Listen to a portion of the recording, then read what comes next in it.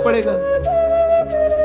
कल एक भक्त प्रश्न कर रहे थे कि जब कोई गाली देता है तो उस समय तो नहीं बोलते, पर जब जब सामने पड़ता है जो निंदा करता है, बस हृदय जल जाता है कि क्या करूं, इसको कैसे बताऊं। मैं बोलता तो नहीं पर अंदर अंदर आ जाता है। आ जाएगा। बहुत अच्छा बोल रहे थे, निर्मल हृदय के थे, इसलिए अपने हृदय की स्थिति बोल रहे थे। लेकिन जब ये प्रेम जागृत होगा, इसमें मेरे मन की कोई इच्छा नहीं थी कि मेरा अपमान हो, मुझे गाली मिले, मुझे कौन चाहेगा। तो ये आया कैसे? मेरे प्रभु ने भेजा। मेरे प्रभु ने भेजा तो मेरे लिए लाख गुना सुखप्रद है, लाख गुना सुखप्रद है। परम सुख समझ करके, ये इसीलिए कहा गया प्रेम बड़ी टेढ़ी खीर है। चढ़ के मैन तुरंग पे चलिबो पावक माए, प्रेम पंथ अति कठिन है सबको निभत नाय। या प्राण दिए या प्रेम न पइए, ऐसो महंगो आए सखीरी। इसी बात का प्रेमी मार्ग के भक्त को चाहिए कि अपने तन मन वचन से सब अपने आराध्य देव प्रिया प्रीतम के अनुकूल होकर चेष्टा करे। और जब अपने प्रतिकूल स्थिति, वचन, घटना, परिस्थिति आदि आवे तो अपने इष्ट देव का कृपा प्रसाद समझकर परम सुख मानकर आनंदित होवे कि बड़ी कृपा। यह है प्रेमी का हृदय। अब देख लो कितने प्रेमी अपने लोग हैं, कहां हैं। ये जो अभिमान होता है ना भजनानंदी का, इस थर्मामीटर में ना पिए, इस कसौटी में कसी, अभी सब धुल जाएगा अभिमान। क्या हो, प्रिया प्रीतम की पंखा करने के सुख में समाधि में पहुंच गई तो निंदा कर रही अपने सुख की, भगवदानंद की। यहां हो कहां हो। बस यही जब चर्चा सुनते तो हमारा अभिमान का पारा बैठ जाता है। हम किस गणना में कौन से भक्त हैं, कितनी ऊंचाई है हमारी प्रेम की, तो लगता है अभी जीरो पे ही हैं। पर घबराना नहीं, लिफ्ट में बैठे हो इसलिए जीरो से फ्लोर में पहुंच जाओगे। बस ये हम बीच में सपोर्ट इसलिए कर देते हैं कि कलयुगी जी वे घबरा जाएंगे। घबराओ मत, लिफ्ट में बैठे हो, अपने आप उसी फ्लोर में। कहा गए? बोले नवनिवृत्त निकुंज। देखो हित सजनी जो है यहाँ, ललिता जो है, विशाखा जो, अरे वो देखो अपने प्रिया प्रीतम जिनका जस गाते थे ना, ये प्रिया प्रीतम हो जाए कि आए मिले परिवार आपने, हरिहस कंठ लगायो।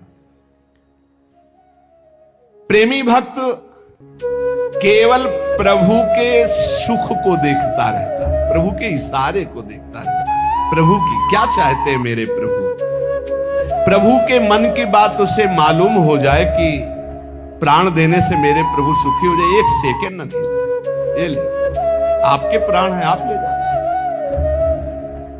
नहीं, इसका उदाहरण देखो, मीरा जी को आकर के विवश होकर जिससे भेजा गया था, उसने सोचा भले मेरा गला काट दिया, लेकिन उसने मीरा जी की दासी को बता दिया कि ये मैं लाई हूं चरणामृत कह के, पर हलाहल विष है। दासी ने मीरा जी से कहा कि गिरधर का चरणामृत कह के राणा ने भेजा है, पर हलाहल विष है। हे बाप, जब चरणामृत कह दिया तो विष कैसे हो सकता है? चरणामृत कह दिया ना।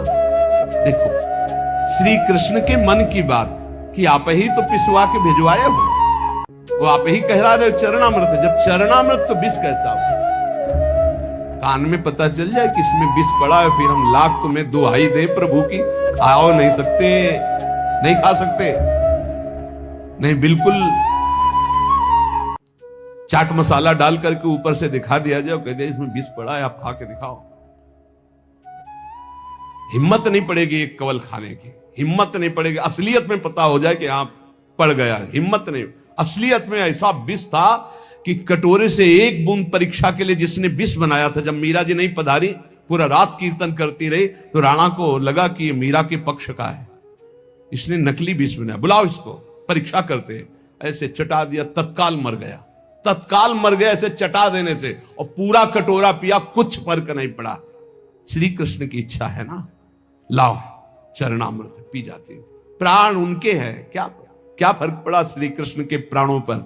मीरा के प्राण नहीं, मदगत प्राणा मीरा है, इसलिए कोई फर्क नहीं पड़ा।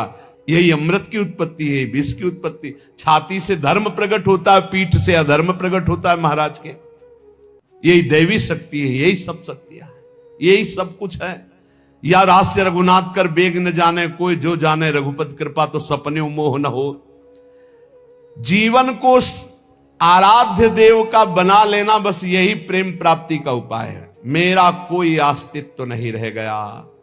भगवान श्री कृष्ण चंद्रजू कहते हैं, जब गोपीजन इस कोटि का प्रेम करती है तो भगवान उनको क्या कहते हैं? कहते हैं सहाया गुरवः शिष्या भुजिष्या बांधवा स्त्रियः सत्यम वदामि ते पार्थ गोप्यः किं मे भवन्ति न मन्महात्म्यं मत्सपर्यां मत्श्रद्धां मन्मनोगतं जानन्ति गोपिका पार्थ नान्ये जानन्ति तत्वतः।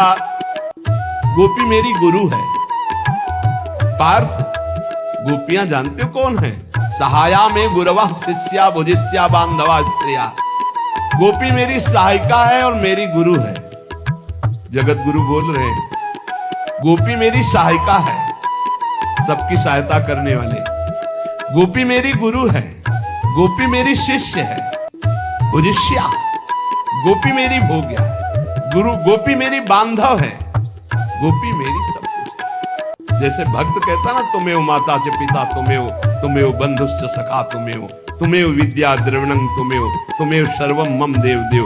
ऐसे भगवान कह रहे गोपीजनों के लिए, गोपी मेरी सहाया गुरवः शिष्या भुजिष्या बांधवा स्त्रिया सत्यम वदामि ते पार्थ गोप्या किम में भवन्ति न। क्या नहीं है मेरी गोपी? जब उपासक अपना सर्वस्व इष्ट देव को मान लेता है तो इष्ट देव अपना सर्वस्व उपासक को मान लेते हैं। मेरी महिमा को मन महात्म्यम मत्सपर्याम मच्छ्रद्धाम मन मनोगतान जानन्ति गोपिका पार्थ। तत्व से प्रेम से सर्व कुछ मेरे महात्म को गोपी जन जानती है। मेरी सेवा को, मेरी श्रद्धा को, मेरे मन के भीतरी भाव को गोपी जन जानती है। नान्य जानन्ति तत्वतः, और कोई मुझे नहीं जान सकता किसी साधन से। प्रेम अनन्य भक्ति जैसे गोपी जन ऐसे जाना जा सकता है। तो श्री इष्ट देव के सुख में जीवन, इष्ट देव को समर्पित प्राण, इष्ट देव की निष्ठा, यही प्रेमामृत का पान कराती है। ये हमने उस प्रेम का इशारा किया जो वृषभानु दुलारी श्री लाडली जी के चरणों की आराधना से प्रकट होता है। आधाय मूर्धन यदा पुरदार गोप्या। तो जिन उपासकों को श्री लाडली जी के चरणों की उपासना का सौभाग्य मिला है, इस मार्ग में अनन्यता की आवश्यकता है। अनन्यता, जितनी जल्दी आप अनन्य हो जाओ उतना ही। कई उपासकों से हम प्रार्थना करते हैं कि शाम के जैसे अनुपस्थित रहते हैं, शरीर अव्यवस्था, और सुबह हमारा इस तरह से समय श्री जी की सेवा में जाता है, तो एकांत का समय शाम से रात्रि तक हमें मिल जाता है कि हम अपनी एकांतिक वृत्ति से साथ, तो उस समय ऐसा ना समझो कि हम उपस्थित नहीं, तो यहाँ आने की जरूरत नहीं। यहाँ आके जब बैठते हो आप, प्यारी जू के पद होते हैं, प्यारी जू की सेवा दर्शन करते हो, तो आप अपने कमरे में बैठकर उच्च कोटि की वैसी भावना नहीं कर सकते जैसा आपको यहाँ बैठने मात्र से फल मिलेगा। श्री जी के चरणों की स्वाभाविक अपनापन की जो स्थिति है वो बैठने से मिल जाएगी, विश्वास कीजिएगा। वैसे तुम्हें ज्ञान नहीं है इस बात का, लेकिन हमारे वचनों पर विश्वास कर लीजिए। यहां बैठने मात्र से जब वाणी जी का गायन हो रहा है, नाम कीर्तन हो रहा है, आपको कुछ समझ में नहीं आ रहा, लेकिन आपका विषय विष उतर रहा है। जैसे सांप काट ले, मंत्र झाड़ने वाला जब झाड़ता है तो मंत्र बोलते हैं, पर वो ऐसे शब्दों से होता है कि समझ में नहीं आता क्या बोलते हैं, और विष उतर जाता है। ये हम किसी की कहे सुनी बात नहीं दे, ये हम देखी हुई बात कह रहे हैं। कोबरा सांप ने काटा था और सुबह से झाड़ना शुरू किया, 4 बजे तक पूरा स्वस्थ कर दिया, बिना किसी औषधि खवाए, बिना किसी अस्पताल गए। पर वो ऐसे मंत्र सिद्ध थे, ऐसे मंत्र सिद्ध थे, आप धोखे में ना पड़े। अब अस्पतालों में जाना चाहिए। एक बूंद पानी सुबह से नहीं पिया था वहां।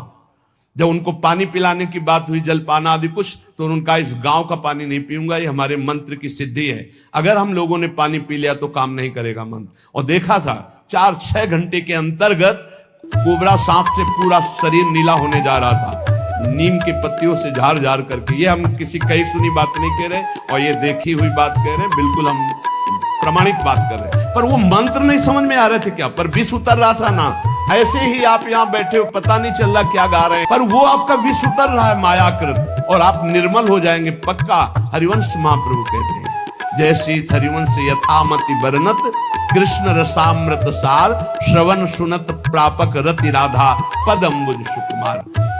जिसे अपने दुख की परवाह है, वो प्रेमी नहीं, वो स्वार्थी है, कामी है, प्रेमी नहीं।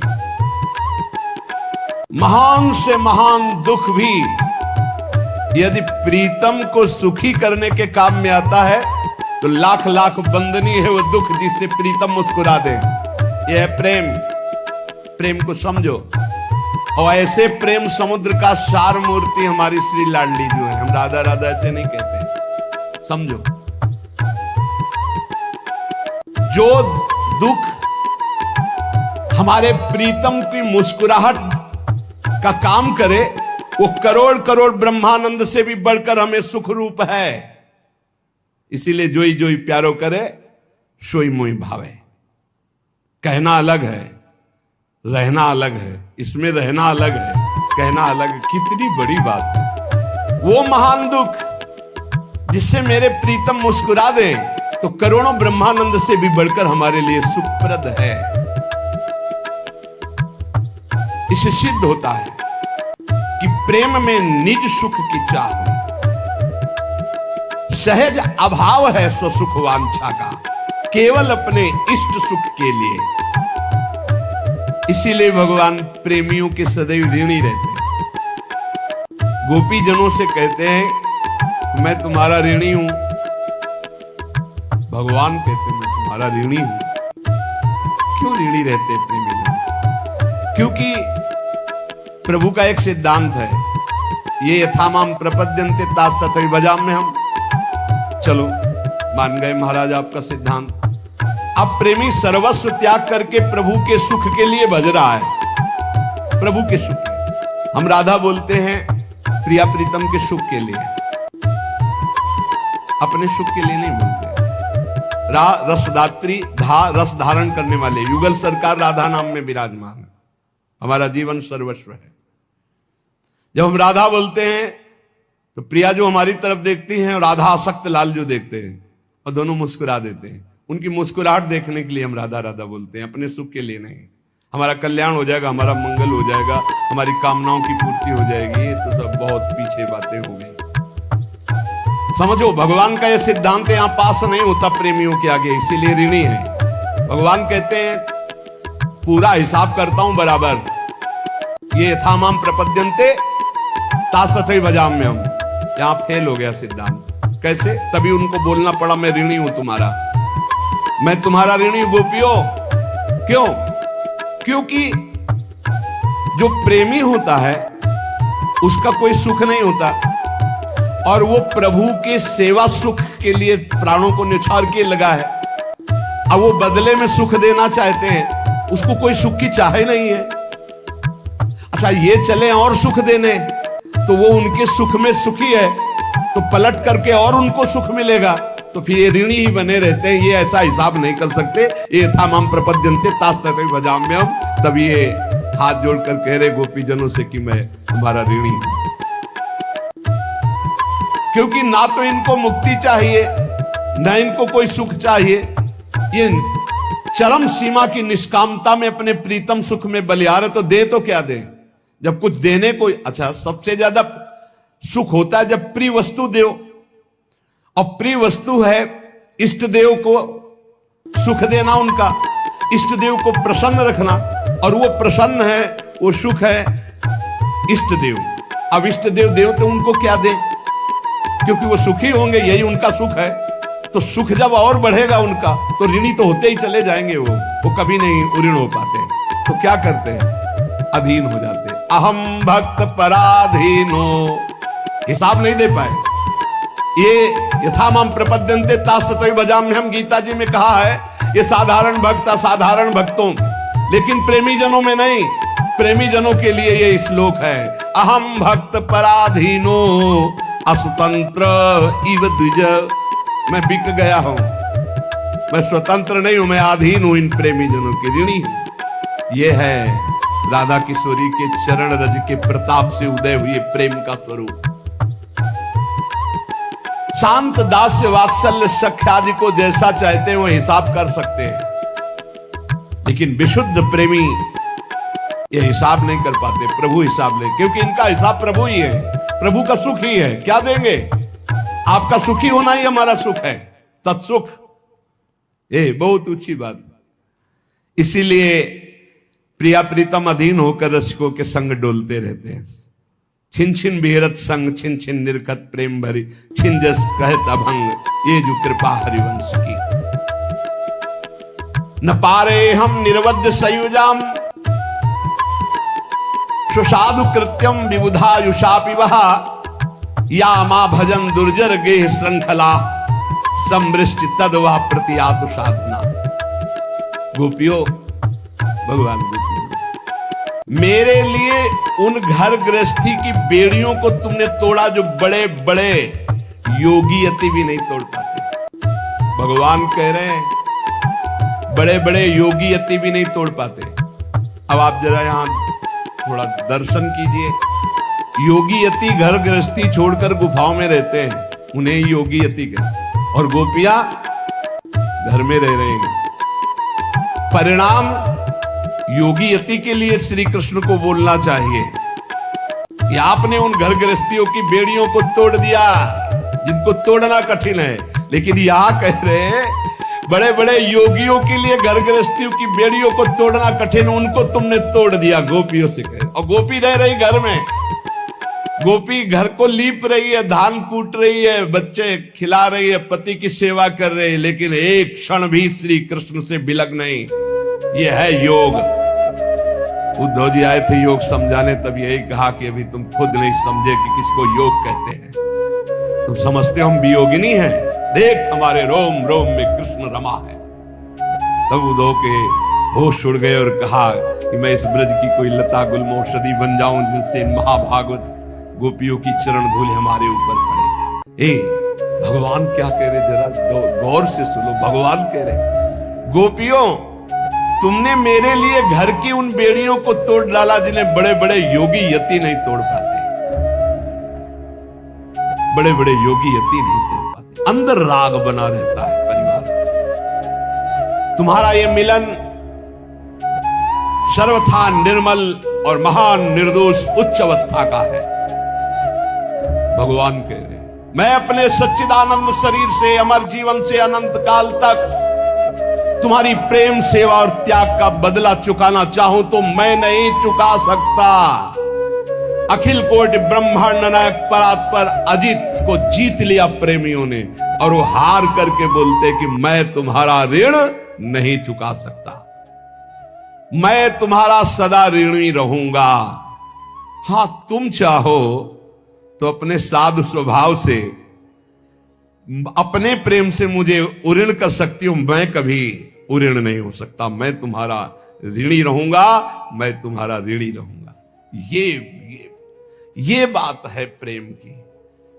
पर ब्रह्म परमात्मा तत्व कह रहा मैं तुम्हारा ऋणी। इसीलिए जो प्रेमी जन होते हैं सब ने, उनके लिए सब कूड़ा करकट दिखाई देता है। रिद्धियां सिद्धियां धर्म अर्थ काम मोक्ष ये बोल रहे हैं, पर ब्रह्म परमात्मा क्या बोल रहे हैं? मैं दिव्य सच्चिदानंद शरीर से अमर जीवन से अनंत काल तक तुम्हारे प्रेम, तुम्हारी सेवा, तुम्हारे त्याग का बदला चुकाना चाहूं तो नहीं चुका सकता। मैं तुम्हारा ऋणी हूं। तुम अपने साधु स्वभाव से भले मुझे उऋण कर दो, पर मैं तुम्हारा ऋणी हूं। ये अजित को जीत लिया प्रेमियों ने। प्रेम मार्गी भक्त को चाहिए जो किशोरी जी के चरणों की आराधना करते हैं, तन से, मन से, वचन से होने वाली सारी चेष्टा एकमात्र प्रिया प्रीतम को प्रदान करें, प्रिया प्रीतम के लिए करें। श्री भगवत रसिक जी महाराज कहते हैं, यदि इस रस का पान करना हो, वृंदावन नित्य विहार रस का, तो कह रहे हैं प्रथम सुने भागवत भक्त मुख भगवद बानी, द्वितीय आराधे भक्ति व्यास नव भांति बखानी। कितनी ऊंचाई है इस रस की। तृतीय करे गुरु समुझी दक्ष सर्वज्ञ रसीलो। चौथे होई विरक्ति बसे बनराज जसीलो। पांच भूले देह सुधी